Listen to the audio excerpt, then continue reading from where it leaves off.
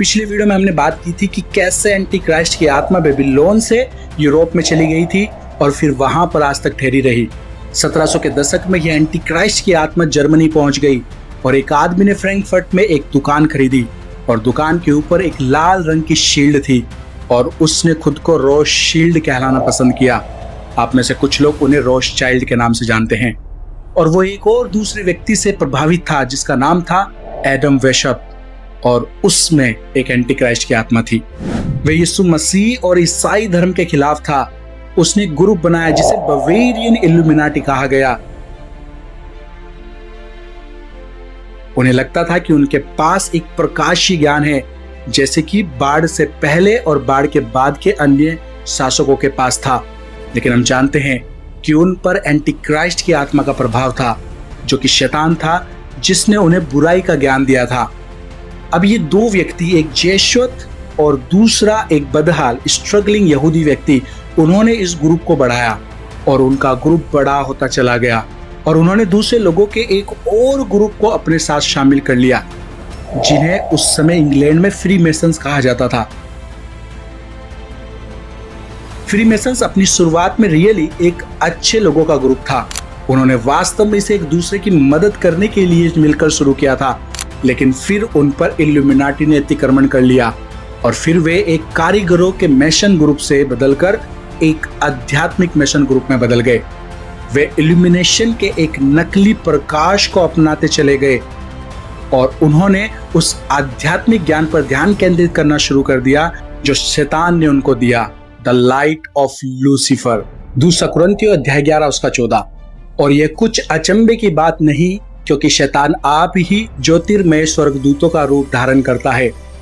तो अब यह समझना जरूरी है, क्योंकि जब आप इतिहास में पीछे मुड़कर सभी धर्मों को देखते हैं तो सभी में सूर्य देव के रूपक हैं। ज्यादातर सभी धर्मों के मुख्य ईश्वर लूसीफर के ही रूपक मिलते हैं। वे सब लूसीफर की ओर केंद्रित होते हैं, बिल्कुल एक ज्ञान के प्रकाश के तौर पर, जैसा एक प्रकाशी सूर्य $1 के नोट पर बना हुआ है। लगभग हर एक धर्म के ईश्वरों के साथ भी आपको ऐसा ही प्रकाशित ज्ञान का सूर्य चमकता हुआ मिलेगा। इस $1 बिल पर एक दिव्य आंख है जो अपने प्रकाश से पूरे पिरामिड को प्रकाशित कर रही है। और ये वन आई भी, एक आंख भी, आपको ऑलमोस्ट सभी रिलीजन के ईश्वरों के साथ भी कनेक्टेड मिलेगी। वो मानते हैं कि लूसीफर ही वो ज्ञान का प्रकाश है जिसने अपने आप को बलिदान किया, सैक्रिफाइस किया, ताकि हम लोगों को ज्ञान की ज्योति या लाइट ऑफ नॉलेज मिल सके, जो कि वास्तव में बुराई का ज्ञान है, द नॉलेज ऑफ इविल। याद रखिए, जब परमेश्वर ने इंसान को बनाया था तब उसे बुराई के ज्ञान से दूर रखा था, लेकिन ये शैतान ही था जिसने इंसान को बुराई का ज्ञान दिया। लेकिन इल्यूमिनाटी वाले सोचते हैं या कहते हैं कि यह खुद से गहराई से विचार करने का ज्ञान है। लेकिन यह सब शुरू हुआ था आदम और हवा से, जब शैतान ने उन्हें परमेश्वर के विरुद्ध जाने के लिए मना लिया था। यही तो थी वो एंटी क्राइस्ट की आत्मा। उन्होंने परमेश्वर की आज्ञा ना मानी और फिर उन्होंने वो फल खाया और बुराई और पाप के ज्ञान को ग्रहण कर लिया। मिशन के 33 डिग्री के संयुक्त महासचिव अल्बर्ट पाइक ने कहा था, Lucifer the light bearer, strange and mysterious name given to the spirit of darkness. Lucifer the son of the morning, is it he who bears the light? Doubt it not. अर्थात Lucifer जो प्रकाश वाहक है, उसको अंधकार की आत्मा कहकर बुलाना बहुत ही अजीब बात है। लूसीफर तो सुबह का पुत्र है, क्या वो प्रकाश को धारण करके नहीं रखता? इसमें आप कोई संदेह ना करें कि लूसीफर ही प्रकाश है। ऐसा लिखा है मॉरल्स एंड डॉगमा नामक किताब के पेज नंबर 321 पर। इल्यूमिनाटी ने बहुत से ग्रुप्स पर अतिक्रमण कर लिया है, बहुत सारे ग्रुप्स पूरी दुनिया भर में, और आज ये बहुत ज्यादा पावरफुल है। For example the free masons, वो अपने ग्रुप्स को लॉजेस कहते हैं, जहां पर वे लोग मिलते हैं, मतलब कि उनके क्लब्स। आपको ये समझने की जरूरत है कि वो सभी इस विचारधारा को फॉलो करते हैं कि वो परमेश्वर जो कि अच्छा है और जिसमें कुछ भी अंधकार नहीं है, वास्तव में वो बुरा है। और वो ये विश्वास करते हैं कि लूसीफर अच्छा है, क्योंकि लूसीफर ने हमें प्रकाश दिया है, अच्छे और बुरे का ज्ञान दिया है, जो कि वास्तव में सिर्फ बुराई का ज्ञान है, अच्छाई का नहीं। और अब जब हम 1900 के दशक में आते हैं तो ये ग्रुप शक्तिशाली संगठनों और सरकारों में घुसपैठ कर चुके थे। और 1957 में उन्होंने ट्रीटी ऑफ रोम की संधि को बनाया, जिससे यूरोपीय संघ यानी कि यूरोप यूनियन की स्थापना हुई। तो यूरोप यूनियन को कौन बनाते हैं? इल्यूमिनाटी वाले। क्या आप समझ पा रहे हैं कि वे कितने ज्यादा शक्तिशाली हैं?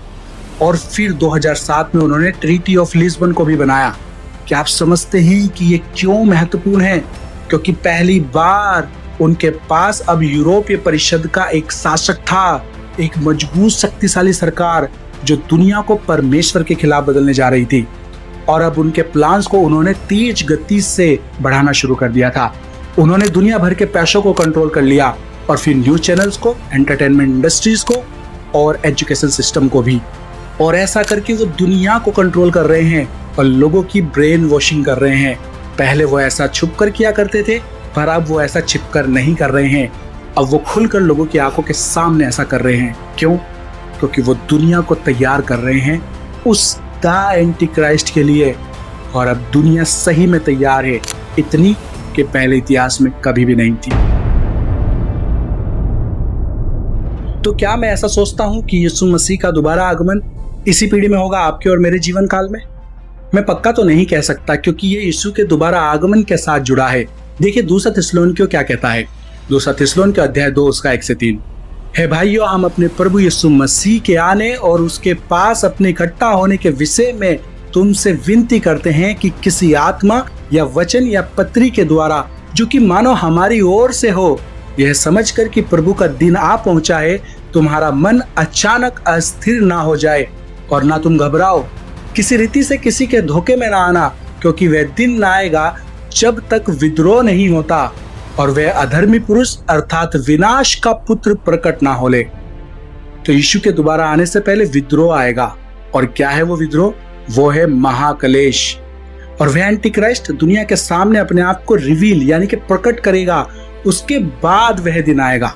इसके 4 वचन में देखें, जो विद्रोह करता है और हर एक से जो परमेश्वर या पूज्य कहलाता है अपने आप को बड़ा ठहराता है, यहाँ तक कि वह परमेश्वर के मंदिर में बैठकर अपने आप को परमेश्वर प्रकट करता है। तो पहले यरूशलेम में मंदिर को दोबारा बनाया जाएगा, और जैसा कि मैंने उड़ती हुई खबर सुनी है कि वे मंदिर को दोबारा बनाने की तैयारी कर रहे हैं।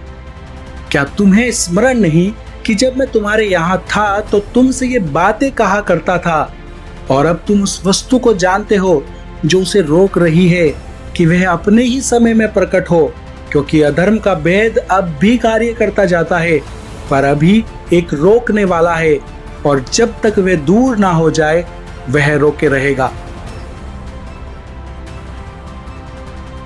तो यहाँ पर रोकने वाला कौन है? यह है होली स्पिरिट, पवित्र आत्मा। याद कीजिए, जब यीशु पिता के पास गए थे तब उन्होंने कहा था, मैं तुम्हें पवित्र आत्मा भेजूंगा और पवित्र आत्मा दुनिया को पाप का दोषी ठहराएगा। इसलिए जब दुनिया में कुछ भी गलत हो रहा है तो पवित्र आत्मा ही लोगों को इसके लिए दोषी ठहराता है। दोबारा जन्मा हर एक मसीह विश्वासी, आप में से हर एक, मैं, आप, हम में से हर एक के पास पवित्र आत्मा है।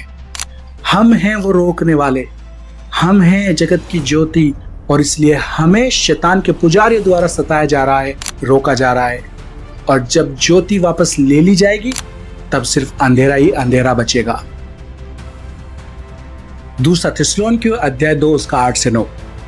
तब वह अधर्मी प्रकट होगा जिसे प्रभु यीशु अपने मुंह की फूंक से मार डालेगा और अपने आगमन के तेज से भस्म करेगा।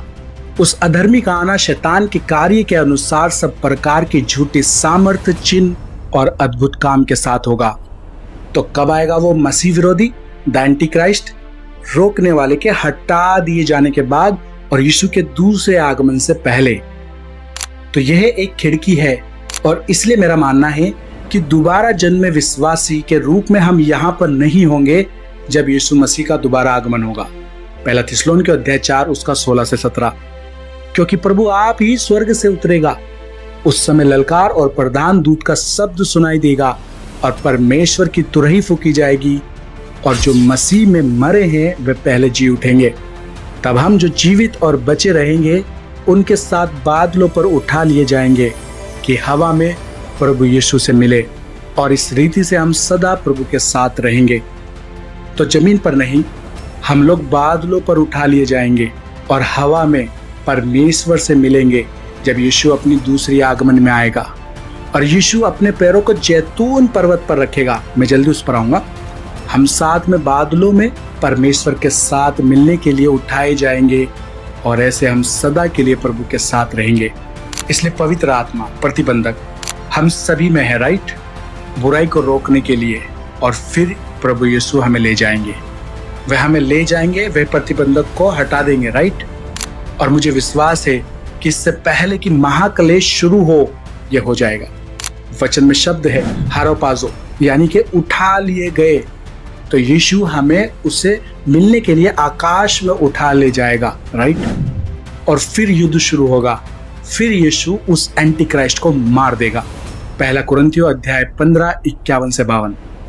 देखो, मैं तुमसे भेद की बात कहता हूं कि हम सब तो नहीं सोएंगे, परंतु सब बदल जाएंगे और ये क्षण भर में पलक झपकते ही, अंतिम तुरही फूंकते ही होगा, क्योंकि तुरही फूंकी जाएगी और मुर्दे अविनाशी दशा में उठाए जाएंगे और हम बदल जाएंगे।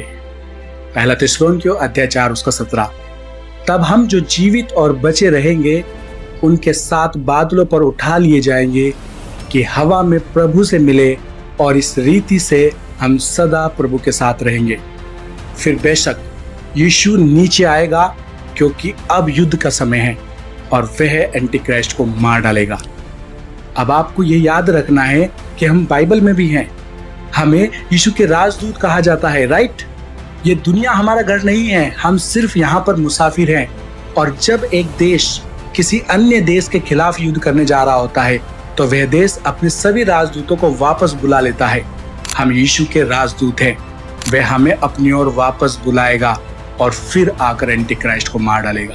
यही मेरा विश्वास है। याद रखिए, जकरिया अध्याय 14:3 में क्या कहता है? तब यहोवा निकलकर उन जातियों से ऐसा लड़ेगा जैसा वे संग्राम के दिन में लड़ा था, और उस दिन वह जैतून के पर्वत पर पांव रखेगा जो पूर्व की ओर यरूशलेम के सामने है। तो पहले यीशु हमें आकाश में उठा लेंगे और फिर वह अपने पैरों को जैतून पर्वत पर रखेगा और फिर युद्ध करेगा। अब यीशु क्लेश से पहले आएगा, बीच में आएगा या बाद में आएगा, इस बारे में मैं बहस नहीं करने वाला, क्योंकि आप जो भी मानते हैं, सच यह है कि एंटी क्राइस्ट को शैतान से शक्ति मिलेगी। वह धरती पर कुछ समय तक शासन भी करेगा और शैतान उसके पीछे से काम करेगा। शैतान ने इंसानों के माध्यम से काम किया है, क्योंकि वह स्वर्ग में युद्ध हार गया था और पृथ्वी पर गिरा दिया गया था, और यीशु इसे खत्म करेगा। यह वो पुराना ड्रैगन है जो बार बार एक ही चीज कर रहा है। प्रकाशित वाक्य अध्याय 12:8-9। परंतु वे प्रबल ना हुए और स्वर्ग में उनके लिए फिर जगह न रही, और वे बड़ा अजगर अर्थात वही पुराना सांप जो शैतान कहलाता है और सारे संसार का भरमाने वाला है, पृथ्वी पर गिरा दिया गया और उसके दूत उसके साथ गिरा दिए गए। फिर वह क्रोधित हो गया क्योंकि वह हार गया था। उसने यीशु के जन्म को रोकने की कोशिश की थी। बेशक उसकी कोशिश सफल रही, यीशु आ गए, यीशु ने मौत को हरा दिया। हम अब भी यीशु मसीह के माध्यम से मौत पर विजयी होते हैं, और इसलिए शैतान क्रोधित है। वह हमें नष्ट करने की कोशिश कर रहा है, हमें नरक में ले जाने की कोशिश कर रहा है, क्योंकि उसे पता है कि वह वहां जा रहा है। वह पहले ही हार चुका है, लेकिन वह अब छोटे स्केल पर और बड़े स्केल पर भी मानव जाति को नष्ट करने की कोशिश कर रहा है। एक वर्ल्ड गवर्नमेंट के माध्यम से दुनिया को नियंत्रित करने की कोशिश कर रहा है, और एक पूरे विश्व के वन वर्ल्ड रिलीजन या न्यू एज रिलीजन के माध्यम से लोगों को भ्रमित करने की कोशिश कर रहा है, और शैतान के चिन्ह के माध्यम से, ताकि वह आदमी जिसे द एंटी क्राइस्ट कहा जाएगा को टॉप पर ले जा सके। इस सब कुछ के पीछे शैतान है, और एंटी क्राइस्ट की अनैतिकता की आत्मा पहले से ही मानव जाति में काम कर रही है। तो अब तक आपको 3 चीजें पता चल गई हैं। पहला कि वह एंटी क्राइस्ट क्या है, तो वह एक आत्मा एंटी क्राइस्ट है और एक व्यक्ति एंटी क्राइस्ट है, राइट। और वह कहां से आएगा और कौन होगा, तो वह यूरोप से होकर आएगा, अमेरिका के माध्यम से। अमेरिका से क्यों, इस बारे में डिटेल जानकारी मैंने इस वीडियो में दी है कि अमेरिका और यूरोप के बीच में क्या कनेक्शन है। आप वो वीडियो नीचे डिस्क्रिप्शन में जाकर देख सकते हैं। और वह एंटी क्राइस्ट कौन होगा, अब वह एक मुस्लिम देश में जन्मा एक यहूदी व्यक्ति हो सकता है, जिसकी परवरिश यूरोप में हुई हो, और अमेरिका से वह न्यू वर्ल्ड ऑर्डर को लीड करेगा। देखिए, जिन लोगों को ये लगता है कि इमाम मेहदी एंटी क्राइस्ट होगा, तो वो शायद ये नहीं जानते कि इमाम मेहदी को खुद ये नहीं पता होगा कि वह इमाम मेहदी है। जी हाँ, मुस्लिम दस्तावेज यही बताते हैं। एक्सीडेंटली मुस्लिम्स लोगों को ये पता चलेगा कि इमाम मेहदी आ गया है, तो मुस्लिम्स के लिए इस एंटी क्राइस्ट को बस बैकग्राउंड में एक कहानी तैयार करनी होगी मुस्लिम्स को अपने साथ लेने के लिए, और इसमें उसकी मदद करेगा झूठा यीशु मसीह। और यहूदी लोग उसे तब तक स्वीकार नहीं करेंगे जब तक कि वह यहूदी कुल से ना हो। तो उसका एक यहूदी होना जरूरी है, और बाकी दुनिया के लोगों के लिए वो अमेरिका से हो इतना ही काफी है वर्ल्ड गवर्नमेंट का लीडर होने के लिए। इसलिए मेरा ये मानना है कि वह एक मुस्लिम देश में जन्मा एक यहूदी व्यक्ति हो सकता है, जिसकी परवरिश यूरोप में हुई हो, और अमेरिका से न्यू वर्ल्ड ऑर्डर को वह लीड करेगा। और वह एंटी क्राइस्ट कब आएगा? जब रोकने वाले अर्थात पवित्र आत्मा को हटाया जाएगा और यीशु मसीह के दूसरे आगमन से पहले। अब यहाँ पर एक सवाल उठता है कि एंटी क्राइस्ट कब आएगा? रैप्चर से पहले आएगा या रैप्चर के बाद में? देखिए, इस बारे में लोगों के अलग अलग मत हैं। कुछ लोग ये कहते हैं कि रैप्चर ट्रिबुलेशन यानी कि महाक्लेश से पहले हो जाएगा, और कुछ लोग ये मानते हैं कि मिड ऑफ ट्रिबुलेशन होगा, यानी कि महाक्लेश के बीच में होगा रैप्चर। तो कुछ लोगों का मानना है कि पोस्ट ट्रिबुलेशन यानी कि महाक्लेश के बाद होगा। अब मैं इस बारे में किसी को भी सही या गलत नहीं कह रहा हूं, क्योंकि इसके बारे में बाइबल हमें बताती है कि यीशु का आना पलक झपकते ही हो जाएगा, और वह चोरों की नाई आएगा। कोई नहीं जानता होगा जब वह अपनी कलीसिया को लेने आएगा। पहला थिस्सलुनीके अध्याय 5 उसका 2। क्योंकि तुम आप ठीक जानते हो कि जैसा रात को चोर आता है, वैसा ही प्रभु का दिन आने वाला है। पहला कुरिन्थियों अध्याय 15 उसका 51 से 52। देखो, मैं तुमसे भेद की बात कहता हूँ कि हम सब तो नहीं सोएंगे, परंतु सब बदल जाएंगे, और ये क्षण भर में पलक झपकते ही अंतिम तुरही फूकते ही होगा। क्योंकि तुरही फूकी जाएगी और मुर्दे अविनाशी दशा में उठाए जाएंगे और हम बदल जाएंगे। तो इसी कारण से ये एक भेद के समान है कि वह दिन कब आएगा जब यीशु अपने लोगों को उठा ले जाएगा। लेकिन बाइबल में बहुत से वचन हैं जो हमें एक रोड मैप देते हैं कि यह ऐसे समय में हो सकता है। तो according to me, rapture mid of tribulation यानी कि कलेश काल के बीच में होगा। मैं ऐसा क्यों कह रहा हूं? देखिए, प्रकाशित वाक्य अध्याय 7 उसका 13 से 14। इस पर प्राचीनों में से एक ने मुझसे कहा, ये श्वेत वस्त्र पहने हुए कौन है और कहां से आए हैं? मैंने उनसे कहा, है स्वामी, तू ही जानता है। उसने मुझसे कहा, ये वे हैं जो उस महाक्लेश में से निकल कर आए हैं। इन्होंने अपने अपने वस्त्र मेमने के लहू में धोकर श्वेत किए हैं। तो यहाँ पर लिखा है कि ये वे हैं जो महाक्लेश में से निकल कर आए हैं। दूसरा, जब एंटी क्राइस्ट लोगों पर 6 की छाप लगा रहा होगा, तो लिखा है कि जो ज्ञानी हो उसका अंक जोड़ ले, और वह मनुष्य का अंक है और उसका अंक 666 है। तो अगर रैप्चर एंटी क्राइस्ट के आने से पहले ही हो गया, तो अंक जोड़ने वाला कौन बचेगा? और तीसरा, दूसरा थिस्सलुनीके अध्याय 2 के 3 में लिखा है, किसी रीति से किसी के धोखे में ना आना, क्योंकि वह दिन ना आएगा जब तक विद्रोह नहीं होता और वह अधर्मी पुरुष अर्थात विनाश का पुत्र प्रकट ना हो ले। तो मुझे लगता है कि रैप्चर कलेश के बीच में होगा।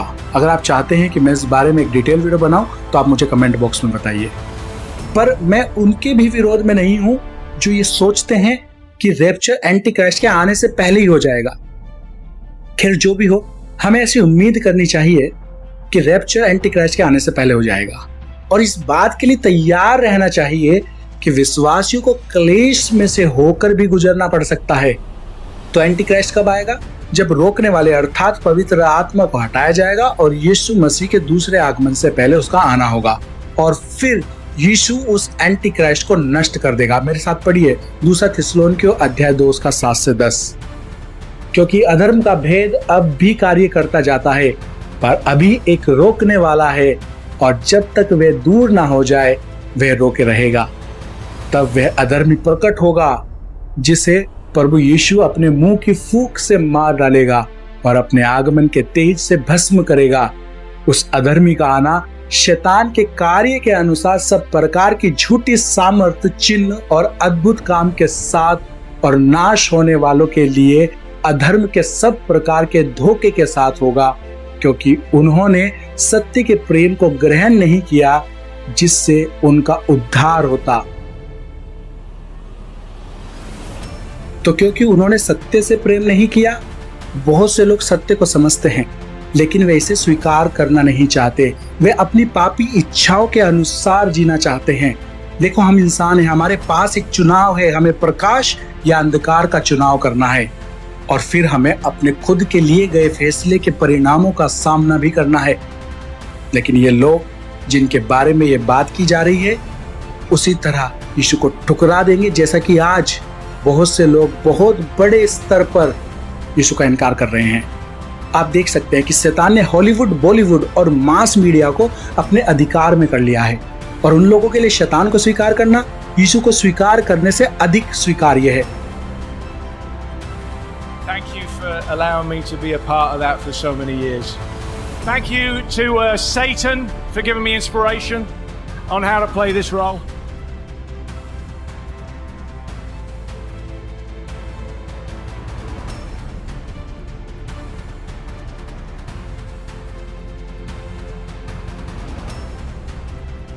और ये लोग अभिमानी हैं, उन्हें अपने पाप में घमंड है, बिल्कुल वैसे ही जैसे प्रकाशित वाक्य में लोग हैं। और इसलिए परमेश्वर ने उन्हें नीच बुद्धि को स्वीकार करने के लिए, झूठ का विश्वास करने के लिए और अंततः अधर्म और एंटी क्राइस्ट का अनुसरण करने के लिए दे दिया है, जो उन्हें अंत में लूसीफर के साथ नरक में ले जाएगा। दानियल अध्याय 7 उसका 25। और वे परम प्रधान के विरुद्ध बातें कहेगा और परम प्रधान के पवित्र लोगों को पीस डालेगा और समयों और व्यवस्था के बदलने की आशा करेगा, वरन 3.5 काल तक वे सब उसके वश में कर दिए जाएंगे। ये लोग जो दुनिया को नियंत्रित करना चाहते हैं, जो उस एंटी क्राइस्ट की आत्मा को लेकर चल रहे हैं, वे पहले ही लोगों को इस बदलते कानून के लिए तैयार कर रहे हैं कि बुराई को अच्छा और अच्छे को बुरा कहा जाए। ये वो लोग हैं जो बैंकों के मालिक हैं और सरकारों, मीडिया और लगभग सब जगह घुसपैठ कर रहे हैं। वे दुनिया को एंटी क्राइस्ट के लिए तैयार कर रहे हैं। देखो, वे दुनिया को एक उद्धारकर्ता के लिए तैयार कर रहे हैं, कोई जिसके पास शक्ति है और जो उन्हें वह देगा जो उनकी सांसारिक पापी इच्छाएं हैं, सक्सेस, शायद पैसा और स्वास्थ्य और अमर जीवन। और यही वह है जो पापी मानव जाति चाहती है।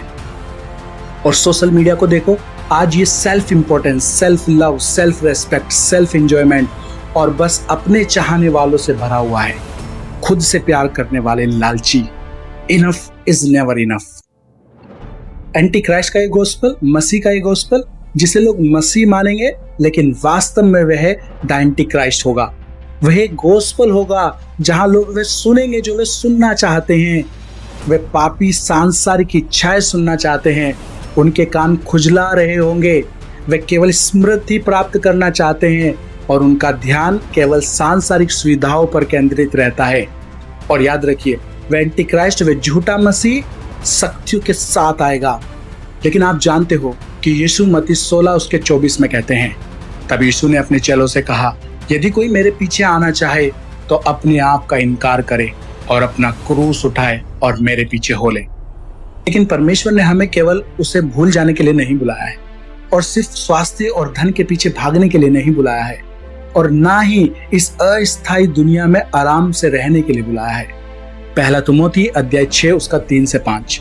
यदि कोई और ही प्रकार का उपदेश देता है और खरी बातों को अर्थात हमारे प्रभु यीशु मसीह की बातों को और उस उपदेश को नहीं मानता जो भक्ति के अनुसार है, तो वह अभिमानी है और कुछ नहीं जानता, वरन उसे विवाद और शब्दों पर तर्क करने का रोग है, जिनसे डहा और झगड़े और निंदा की बातें और बुरे बुरे संदेह और उन मनुष्यों में व्यर्थ रगड़े झगड़े उत्पन्न होते हैं जिनकी बुद्धि बिगड़ गई है और वे सत्य से विहीन हो गए हैं, जो समझते हैं कि भक्ति लाभ का द्वार है। लेकिन अभी से सुने, पहला तिमोथी अध्याय 6 उसका 6 से 8। पर संतोष सहित भक्ति बड़ी लाभ है, क्योंकि ना हम जगत में कुछ लाए हैं और ना कुछ ले जा सकते हैं, और यदि हमारे पास खाने और पहनने को हो तो इन्हीं पर संतोष करना चाहिए। लेकिन ये लोग जो परमेश्वर उन्हें देते हैं उससे संतुष्ट नहीं होते, उन्हें बस चाहिए पापी सांसारिक इच्छाएं। वचन 9 में, पर जो धनी होना चाहते हैं वे ऐसी परीक्षा और फंदे और बहुत सी व्यर्थ और हानिकारक लालसाओं में फंसते हैं जो मनुष्य को बिगाड़ देती हैं और विनाश के समुद्र में डुबा देती हैं। क्योंकि रुपये का लोभ सब प्रकार की बुराइयों की जड़ है, जिसे प्राप्त करने का प्रयत्न करते हुए कितनों ने विश्वास से भटक कर अपने आप को विभिन्न प्रकार के दुखों से छन्नी बना लिया है। लेकिन फिर सत्य प्रकट हो जाएगा, चारों तरफ अराजकता फैल जाएगी, क्योंकि वह इस दुनिया पर दुख और पीड़ा लाएगा और दुनिया में ऐसा कुछ होगा जिसे इस दुनिया ने पहले कभी अनुभव नहीं किया होगा। बाढ़ से पहले जब लोगों ने केवल शारीरिक रूप से बुराई सोची, ये उससे भी बुरा होगा। हिटलर के समय ये उससे भी बुरा होगा। लोग ये सोचेंगे कि ये एक मसीह है, वे उसका अनुसरण करने लगेंगे और फिर उन्हें मालूम होगा कि यह वास्तव में ऐसा नहीं है। ये वास्तव में एक पशु है, एक बीस्ट 666, और वह हर एक को इस नंबर की छाप लेने को मजबूर करेगा। मत्ती 24 उसका 21। क्योंकि उस समय ऐसा भारी कलेश होगा जैसा जगत के आरंभ से ना अब तक हुआ और ना कभी होगा। प्रकाशित वाक्य अध्याय 13 उसका 16 से 17। और उसने छोटे बड़े धनिक कंगाल स्वतंत्र दास सबके दाहिने हाथ या उनके माथे पर एक एक छाप करा दी कि उसको छोड़ जिस पर छाप अर्थात उस पशु का नाम या उसके नाम का अंक हो और अन्य कोई लेन देन ना कर सके। ये एक बहुत ही भयानक समय होगा और कोई इस एंटी क्राइस्ट की प्रणाली को रोक नहीं सकेगा, खुद एंटी क्राइस्ट भी नहीं, सिवाय परमेश्वर के। 2 थिस्सलुनीके अध्याय 2 उसका 8। तब वह अधर्मी प्रकट होगा जिसे प्रभु यीशु अपने मुंह की फूंक से मार डालेगा और अपने आगमन के तेज से भस्म करेगा। क्या आप समझ रहे हैं? ये इंसान, ये यीशु मसीह के लिए कुछ भी नहीं होगा। यीशु सर्वशक्तिमान है। यीशु इस आदमी को सिर्फ अपनी मुंह की फूंक से मार डालेगा। यीशु मरकुस अध्याय 13 उसके 24 में कहता है, उन दिनों में उस कलेश के बाद सूरज अंधेरा हो जाएगा और चांद प्रकाश न देगा और आकाश से तारागण गिरने लगेंगे और आकाश की शक्तियां हिलाई जाएंगी। तब लोग मनुष्य के पुत्र को बड़ी सामर्थ्य और महिमा के साथ बादलों से आते देखेंगे। उस समय वे अपने स्वर्गदूतों को भेजकर पृथ्वी के इस छोर से आकाश के उस छोर तक चारों दिशाओं से अपने चुने हुए लोगों को इकट्ठा करेगा। भले ही हम इस अस्थायी संसार में सताए जाएंगे, पर यीशु पहले ही जीत चुका है। वह विजयी है और हम उसके माध्यम से विजयी हुए हैं। यूहन्ना अध्याय 5 उसका 24। मैं तुमसे सच सच कहता हूँ, जो मेरा वचन सुनकर मेरे भेजने वाले पर विश्वास करता है, अनंत जीवन उसका है और उस पर दंड की आज्ञा नहीं होती, परंतु वह मृत्यु से पार होकर जीवन में प्रवेश कर चुका है। 1 कुरिन्थियों अध्याय 15 उसका 57 कहता है, परंतु परमेश्वर का धन्यवाद हो जो हमारे प्रभु यीशु मसीह के द्वारा हमें जयवंत करता है। अंत में लोग केवल परमेश्वर की कृपा और दया के कारण जीवित हैं, क्योंकि वह उन्हें प्रकाश और अंधकार में चुनने का मौका देता है। और जब वह कृपा का समय समाप्त हो जाएगा तो यीशु मसीह शैतान और एंटी क्राइस्ट को पराजित करेंगे और उसके बाद फिर से यीशु सभी चीजों को नया कर देंगे। अगर आप जानना चाहते हैं कि आगे फ्यूचर में क्या होने वाला है, तो जुड़े रहिए हमारे साथ WTL में, क्योंकि नेक्स्ट हम आपके साथ शेयर करने जा रहे हैं प्रकाशित वाक्य की एक डिटेल सीरीज। और अगर अभी तक भी आपने WTL को सब्सक्राइब नहीं किया है तो कृपया करके जल्दी से WTL को सब्सक्राइब कर लें और साथ में बेल आइकन भी प्रेस कर दें, ताकि हमारी आने वाली नेक्स्ट वीडियो का नोटिफिकेशन सबसे पहले आपको मिल सके। Thank you. May God bless you and your family. Stay tuned, stay blessed. एक और बात जो मैं आपके साथ शेयर करना चाहता हूं कि हमारे जैसे चैनल्स पर YouTube एड्स का रिवेन्यू लिमिटेड कर देता है। मतलब कि एड से कोई भी खास इनकम नहीं होती है, इतनी भी नहीं कि एक्सपेंसेस भी निकाले जा सकें, और स्पॉन्सर्स हम जैसे चैनल्स को मिलते नहीं हैं। तो अगर आप चाहते हैं कि हम इसी तरह से वीडियोस को रेगुलर बना सकें और अपनी इस सेविकाई को ईमानदारी से कर पाएं, तो हमें आप मसीह भाई बहनों की सपोर्ट की जरूरत है। अगर आप हमारे इस इंडिपेंडेंट मसीह मीडिया को सपोर्ट करना चाहते हैं तो आप हमें ज्वाइन भी कर सकते हैं या डिस्क्रिप्शन में दिए गए नंबर पर गूगल पे भी कर सकते हैं। Thank you. May God bless you and your family. तो चलिए फिर मिलते हैं हमारी नेक्स्ट वीडियो में। Stay tuned, stay blessed.